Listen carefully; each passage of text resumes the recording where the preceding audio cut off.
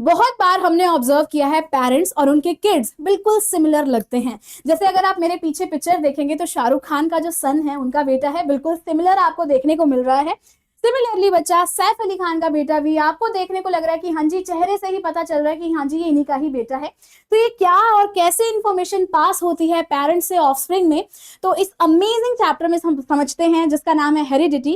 तो hello everyone, मेरा नाम मीना है। मैं वेलकम करती हूँ आप सभी का इस प्यारे से अमेजिंग से चैनल पर जिसका नाम है अनअकैडमी एवेंजर्स क्लास 6 to 10, और इस अमेजिंग सीरीज में जिसमें हम कवर कर रहे हैं आपके लिए rapid recap of the class 10th। Okay, चलिए, तो हेरिडिटी चैप्टर है, क्या क्या कवर करने वाले हैं? Heredity, variation, traits, chromosome, DNA, gene, allele, dominant recessive allele, Mendel का कंट्रीब्यूशन, मोनोहाइब्रिड, डाइहाइब्रिड और सेक्स डिटर्मिनेशन को फटाफट से देखते हैं बच्चा। हेरिडिटी क्या होता है? एक ऐसा प्रोसेस, ठीक है, हेरिडिटी चैप्टर का नेम है, तो एक ऐसा प्रोसेस जिसमें ट्रेट्स यानी कि कैरेक्टरिस्टिक्स पास हो रहे हैं पेरेंट्स से ऑफस्प्रिंग तक, उसी पर्टिकुलर प्रोसेस को आप हेरिडिटी कहोगे।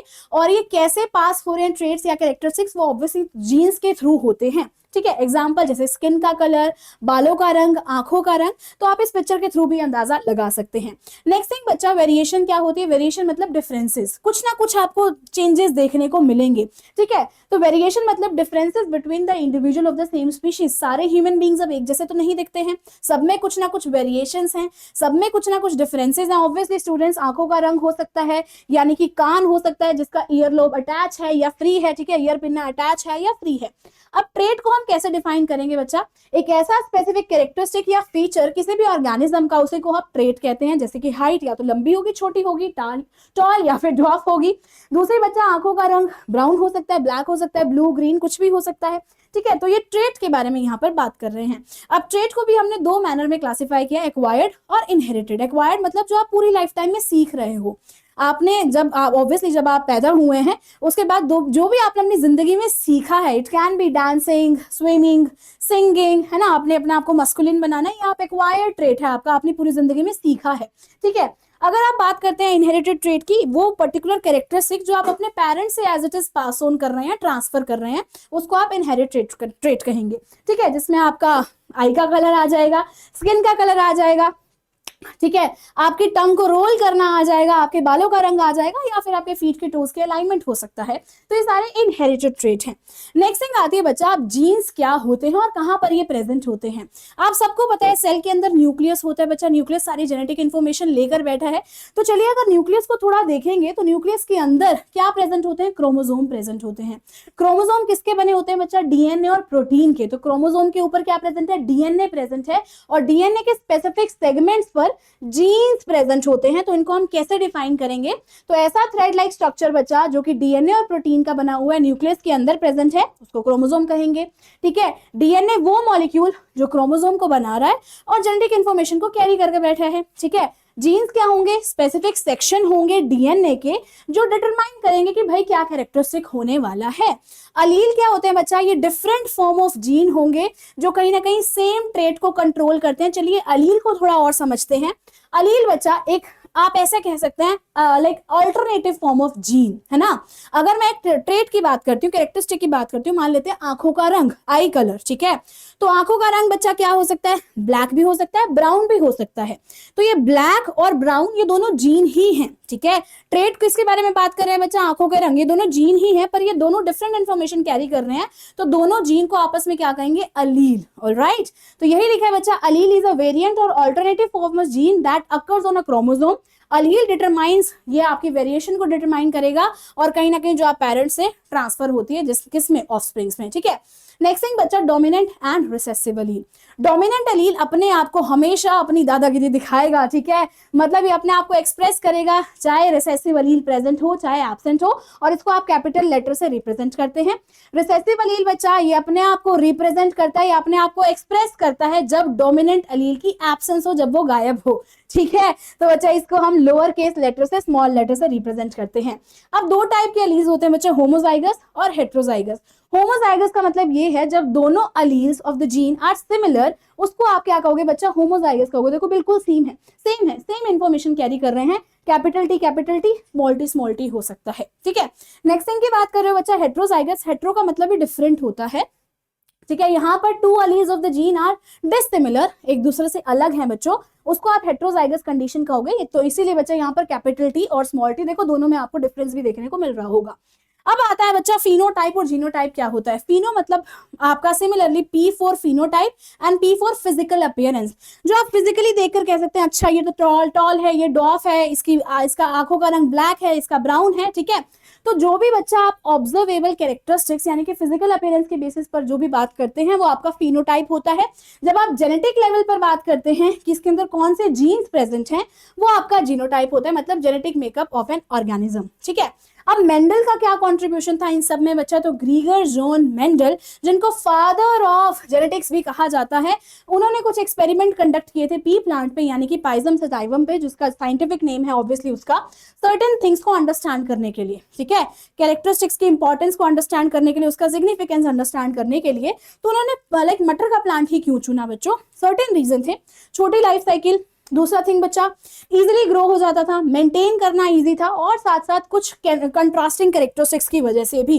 देखो अगर आप सीड शेप देख रहे हो तो round wrinkled, seed colour yellow green, pod shape inflated constructed, pod colour green yellow, flower colour purple white, flower location axial terminal, plant size tall dwarf, ठीक है। तो एक कॉन्ट्रास्ट की वजह से, इतने सारे फीचर्स की वजह से उन्होंने ये प्लांट को क्या किया बच्चा, चूज किया, ठीक है। तो सबसे पहले आती है मोनो हाइब्रिड क्रॉस। मोनो का मतलब सिंगल, एक सिंगल कलेक्ट्रेट के साथ, कैरेक्टरिस्टिक के साथ उन्होंने क्रॉस कराया था, परफॉर्म कराया था। तो single trait is considered such as plant height in the pea plant बच्चा, और पेरेंट्स यहाँ पर होमोजाइगस कंडीशन में लिए गए, प्योर होमोजाइगस कंडीशन, मतलब वो कैपिटल टी वाला और यहाँ पर स्मॉल टी वाला, ठीक है, कॉन्ट्रास्टिंग ट्रेट्स के लिए। एंड कहीं ना कहीं F1 जनरेशन में सारे हेट्रोजाइगस बच्चे देखने को मिले, ओके। और F2 जनरेशन मतलब जब इस पर्टिकुलर ऑफस्प्रिंग को एक और ऑफस्प्रिंग के साथ क्रॉस कराया गया बच्चा, तो कहीं ना कहीं F2 जनरेशन में हमें दोनों ट्रेड्स देखने को मिले, मतलब कि टॉल बच्चे भी थे और डॉफ बच्चे भी थे, ठीक है। तो देखो बच्चा हमने प्योर टॉल लिया, प्योर शॉर्ट प्लांट लिया, तो F1 जनरेशन में सारे के सारे टॉल प्लांट हमें देखने को मिले जिनका जीनोटाइप कैपिटल टी और स्मॉल टी था, सबका कैपिटल टी और स्मॉल टी हमें देखने को मिला। पर जैसे ही आपने F1 जनरेशन के ऑफस्प्रिंग को क्रॉस कराया, capital T small T into capital T small T cross कराया बच्चा, तो आपको ये सारी जनरेशन देखने को मिली, जिसमें 3 तो आपके टॉल थे, ठीक है, एक प्योर टॉल था, 2 आपके हेट्रोजाइगस टॉल थे, और एक आपका प्योर होमोजाइगस क्या था बच्चा, ड्वार्फ था, ठीक है। तो यहाँ पर आपको एक ड्वार्फ भी देखने को मिला। तो आपको यहीं से कुछ मेंडल ने क्या दिए बच्चा, लॉज दिए, 2 लॉ दिए, लॉ ऑफ डोमिनेंस और लॉ ऑफ सेग्रीगेशन।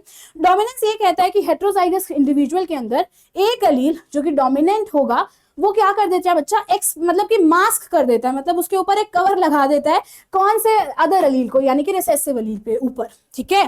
तो हमेशा डोमिनेंट अलील अपने आप को एक्सप्रेस करेगा हेट्रोजाइगस सिचुएशन में, और रिसेसिव अलील के ऊपर उसने मास्क लगा दिया, दैट इज द थिंग। अब लॉ ऑफ सेग्रीगेशन क्या कहते हैं बच्चा, ड्यूरिंग गैमीट फॉर्मेशन दोनों alleles for a trait segregate होंगे from each other and each gamete carry only one allele for each trait, ठीक है। तो that will be the law of segregation। अब डाइहाइब्रिड क्रॉस में क्या किया गया बच्चा, 2 कॉन्ट्रास्टिंग ट्रेट लेगी, जैसे कि सीड की शेप हो गई, या फिर आप सीड का कलर कह सकते हैं, पी के प्लांट के लिए, मटर के प्लांट के लिए।